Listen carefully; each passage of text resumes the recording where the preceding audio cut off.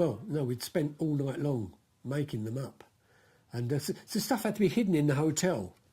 So it came to, we were going out buying buckets and lumps, sheets of hardboard and stuff, and trying to get them in the hotel with nobody's.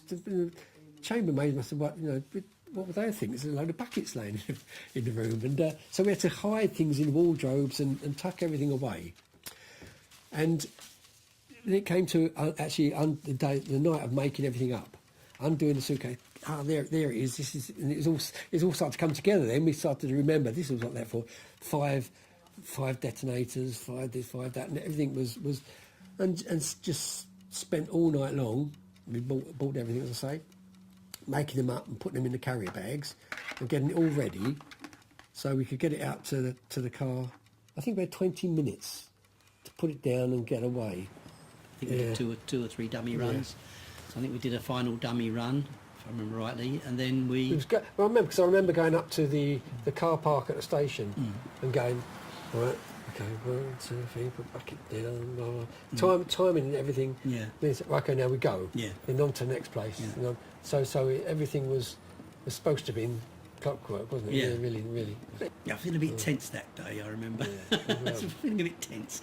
Because it wasn't until the afternoon, so we didn't have much to do during the day, did we? Just got everything ready. We just get in the hotel, we make sure nobody's around, and now, 2 at a time we were taking out and putting them in the car.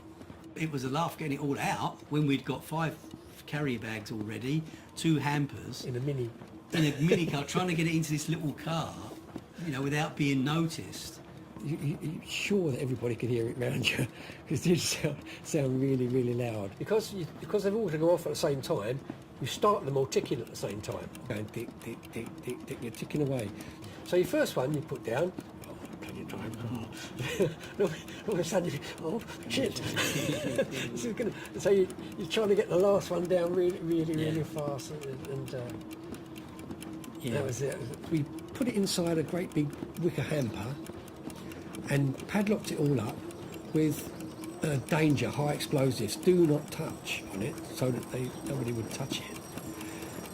And the bomb next day, as we were putting chains around the fence, chaining it up, the police copper came walking past.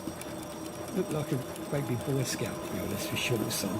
And he actually looked at us and walked on.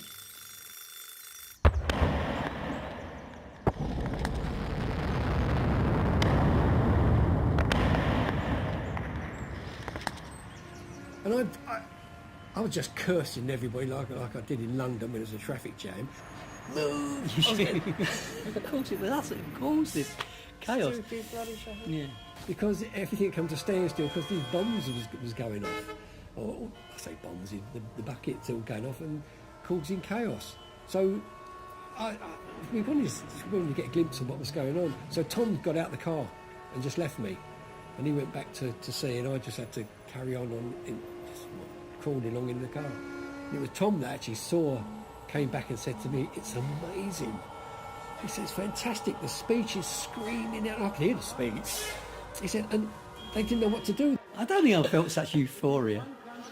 Not very many times in my life that we'd done it. And to see the response of the black people was, wonderful. It was only when we read in the papers next day that we realised it had gone off in 5 different cities simultaneously. We get on the plane to London. I'm looking out the window. I had the window seat. When the plane took off, it was in the air. I turned to Tom. And I felt sort of dig in my ribs and looked round, and Ron was holding his hand out to me. And I thought, why is he doing that? So I took it and we shook hands, and I suddenly realised we were taking off. The plane, as soon as the plane left the ground and was in the air, we shook hands. And I think, I love my brother dearly, but we were very close at that moment.